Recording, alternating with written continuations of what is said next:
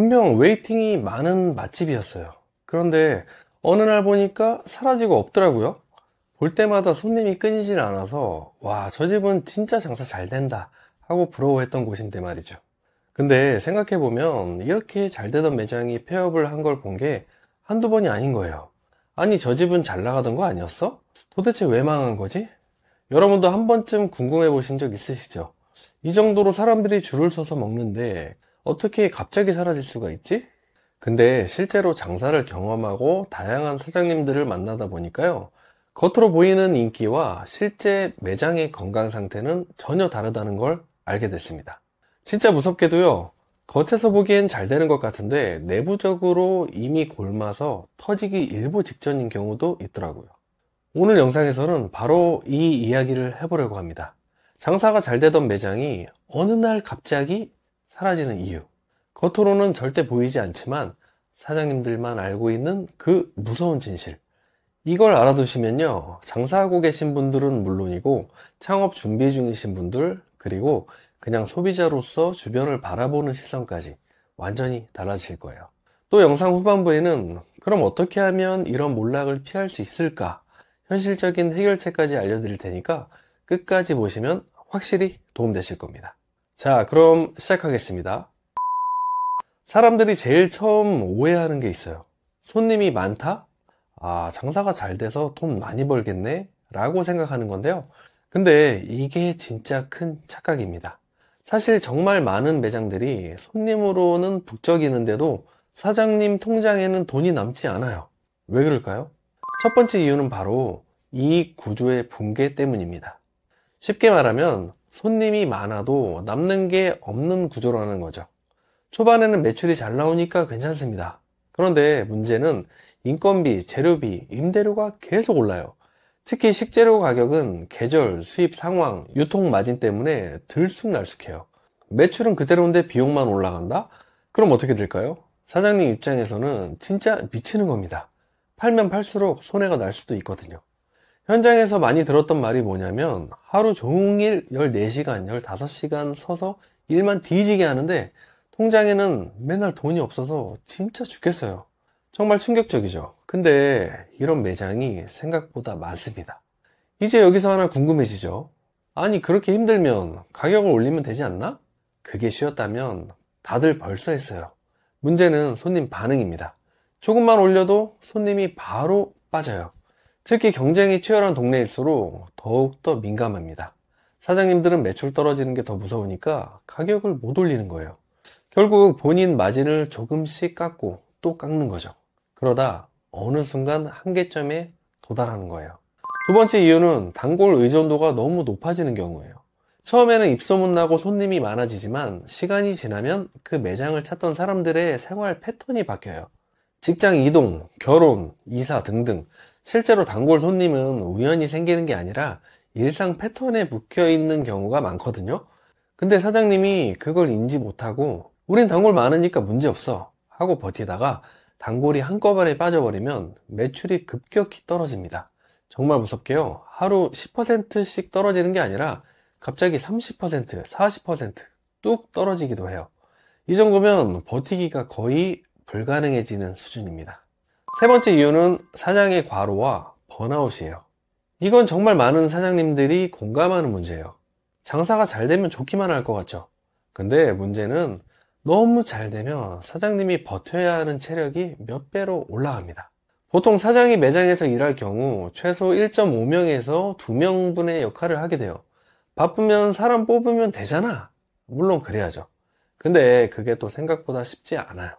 일이 조금만 빡세잖아요? 그럼 직원은 새로 들어왔다가 하루 만에 나가고 그걸 수습해야 하는 건 결국 사장님.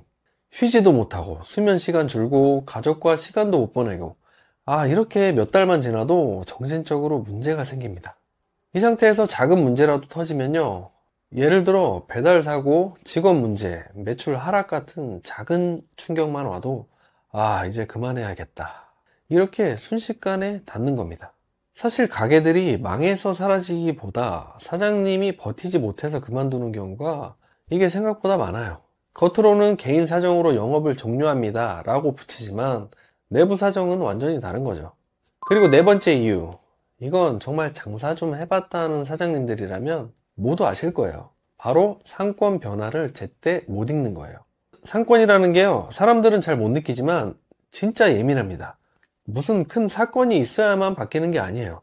학교나 큰 학원 하나 없어져도, 버스 정류장이 조금만 옮겨져도, 큰 마트나 카페 체인이 하나만 들어와도 사람들의 발걸음이 싹 바뀝니다. 그러면 당연히 매장 앞을 지나가는 사람도 바뀌게 되는 거죠. 근데 문제는 대부분의 사장님들이 하루하루 매장 운영하느라 너무 이게 바쁘다 보니까 이런 변화가 오고 있다는 걸 제일 마지막에 알아차려요. 진짜 아이러니하죠? 제일 영향을 많이 받는 사람이 제일 늦게 눈치챈다는 겁니다.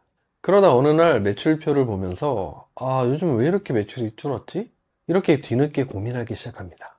하지만 이미 손님들이 다른 동선으로 움직이기 시작한 뒤라서 그걸 다시 돌려놓기가 너무 힘든 거예요.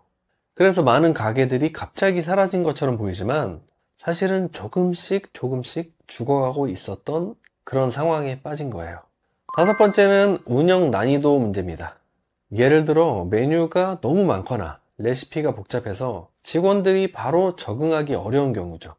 이런 매장들은 초반에는 사장님이 직접 뛰기 때문에 잘 돌아가요. 근데 직원에게 운영을 넘기기 시작하면 그때부터 문제가 터집니다. 완성도가 떨어지고 맛이 흔들리고 서비스도 불안해져요. 손님들은 이런 거 바로 느끼고 떠납니다. 그리고 결국 사장님이 다시 매장에 붙잡히게 되죠. 이게 악순환입니다.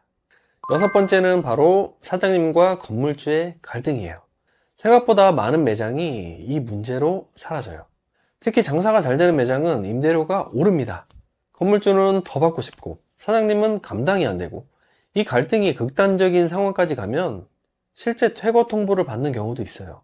손님들이 보기엔 갑자기 사라진 것처럼 보이죠. 자, 여기까지 들으시면서 혹시 이런 생각 드셨나요? 그럼 대체 어떻게 해야 이런 상황을 피할 수 있을까? 지금부터 그 방법들을 알려드릴게요. 첫 번째로 무조건 마진 구조화부터 안정화해야 합니다. 매출보다 중요한 게 마진이에요. 팔아도 남지 않는 구조면 아무리 손님이 많아도 이건 의미가 없어요. 초반부터 정확한 원가율 계산, 메뉴별 수익성 분석, 그리고 재고 회전 주기까지 철저히 관리해야 합니다. 실제로 이걸 잘하는 매장은 몇 년을 버티고 대충 감으로 운영한 매장은 꼭 문제가 생겨요. 두 번째로 단골 의존도를 조금 낮추고 유입 경로를 분산해야 합니다. 그냥 동네 단골만 만들면 된다, 이 생각은 위험할 수 있어요. 주말 방문객, 직장인, 배달 고객 등 최소 3가지 고객 흐름을 만들어 놔야 어느 한쪽이 줄어도 버틸 수가 있는 거예요. 이건 진짜 생존 전략입니다. 단골이 가장 중요하긴 하지만 그 단골이 이사를 가서 떠나든 입맛이 바뀌어서 떠나든 우리는 대비를 해야 합니다. 그래서 항상 단골 유치와 함께 신규 유입 역시 계속 신경 써야 돼요. 세 번째는 사장님 체력과 시스템 분리입니다. 사장님이 몸으로 버티는 가게는 언젠가 반드시 무너져요. 조금 더 시간이 걸리더라도 직원 교육, 레시피 표준화, 동선 최적화를 통해 시스템으로 돌아가는 가게를 만들어야 돼요.